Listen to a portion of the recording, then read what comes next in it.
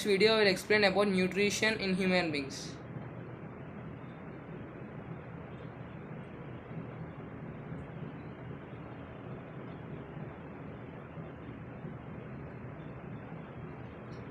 So in human beings, the food eaten is breakdown and cut by our teeth with the help of the enzymes secreted by the digestive glands, which are associated by the alimentary canal. So the functions of the system, there are 4 functions of the system in human beings. They are: number 1, ingestion; number 2, digestion; number 3, absorption; and number 4, defecation.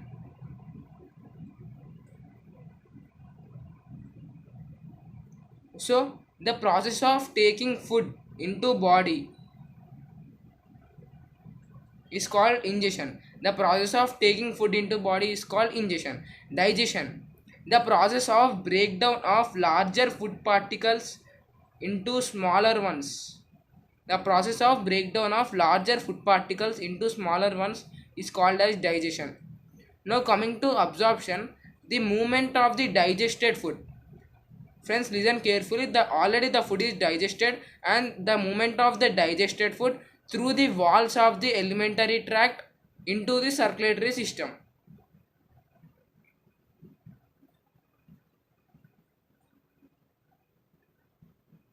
The movement of the digested food through the walls of the alimentary tract into the circulatory system is called as absorption. Now coming to defecation, the movement of undigested food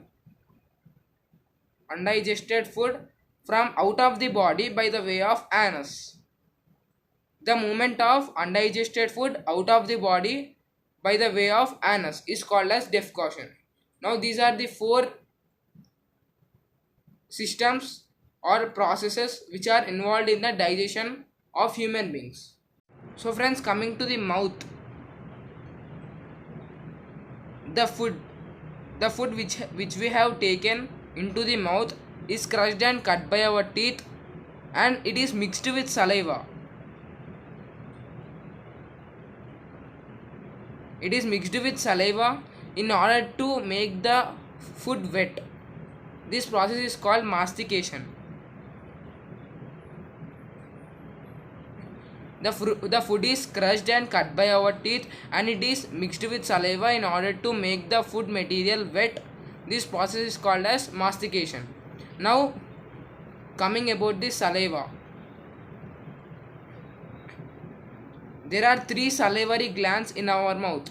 Number 1, parotid gland. Number 2, submandibular gland. And number 3, submaxillary gland. These are the 3 salivary glands, 3 types of salivary glands which are present in our mouth. Now coming to the enzymes which are present in the saliva. Saliva contains an enzyme called salivary amylase. Salivary amylase. This is an enzyme which is present in the saliva. It is also called as ptyalin. Here letter P is silent word, so we will call it as ptyalin. The enzyme which is present in the saliva is called as salivary amylase, which is also called as ptyalin. It converts carbohydrates into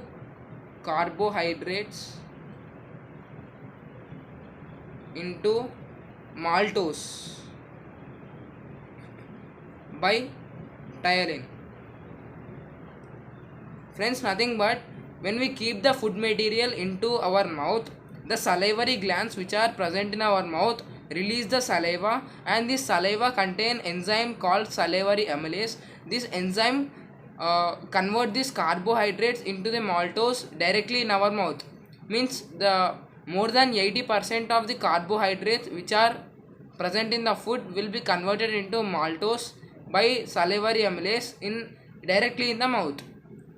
The food which we kept in the mouth contains carbohydrates, In that amount of carbohydrates, more than 80% of carbohydrates are converted into maltose by an enzyme called as salivary amylase or ptyalin.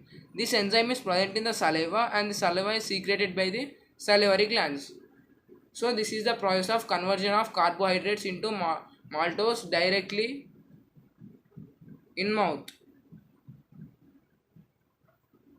Now coming to food pipe, which is also called as esophagus. So the soft food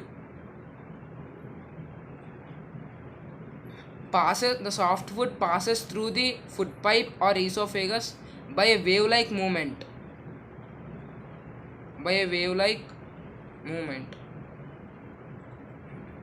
The soft food which is kept in the mouth passes through the food pipe or esophagus by a wave-like movement called as peristaltic movement.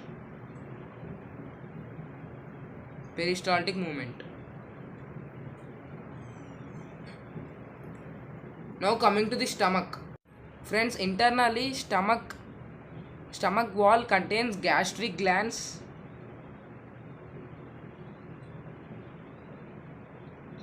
These gastric glands secretes gastric juice, and internally stomach wall contains gastric glands, and this gastric glands secretes gastric juice, and this gastric juice contains HCl and enzymes. HCl is nothing but hydrochloric acid. This hydrochloric acid will helps in the process of digestion without harming the stomach, and it is helping in removing the bacteria which is present in the food, and it contains some of the enzymes such as pepsin and lipase. These are the two enzymes which are present in the gastric juice. They are pepsin and lipase. Now coming to the function of the pepsin, it converts proteins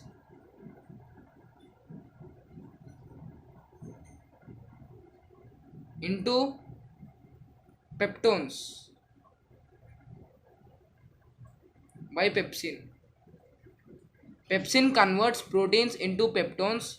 Now lipase converts fats into glycerol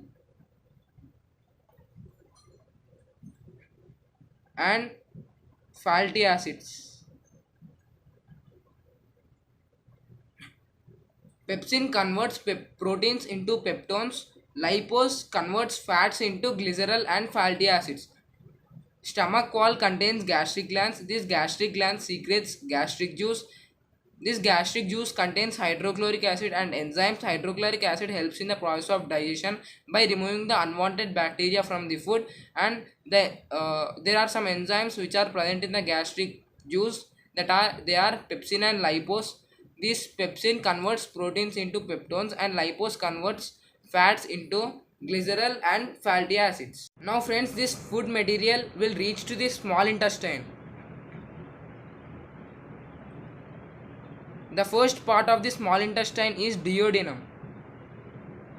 The name of that part is duodenum. When the food particles reaches duodenum, first part of the small intestine, bile juice from liver and pancreatic juice from pancreas.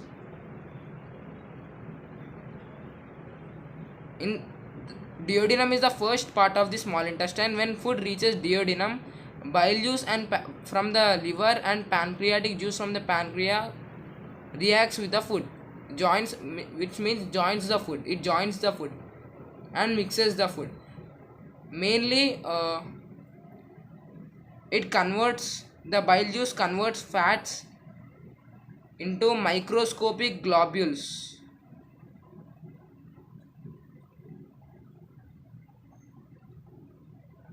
Bile juice do not contain any enzymes. This bile juice is secreted from the liver. It do not contain any enzymes. It converts fats into microscopic globules. This process is known as emulsification.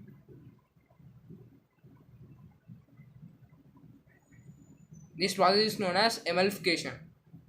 Now the pancreatic juice contains some of the enzymes like trypsin, amylase, and lipose. Now this is about enzymes which are present in the pancreatic juice. Now coming to the small intestine. In small intestine,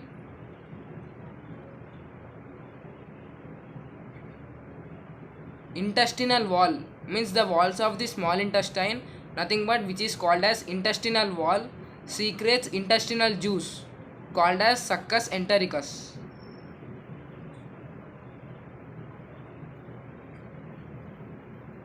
Succus entericus.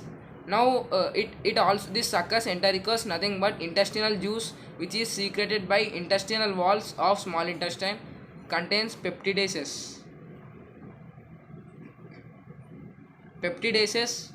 and sucrase enzymes.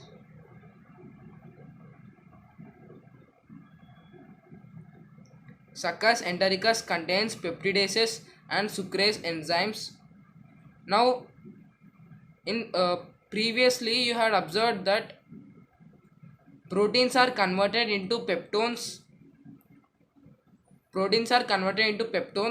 Here peptones are converted into amino acids. About small intestine and coming to the large intestine, water gets reabsorbed from the unwanted food material and this will be moved out of the body by the way of anus. Friends, I hope you like this video. Please do like and subscribe to my YouTube channel. Thank you.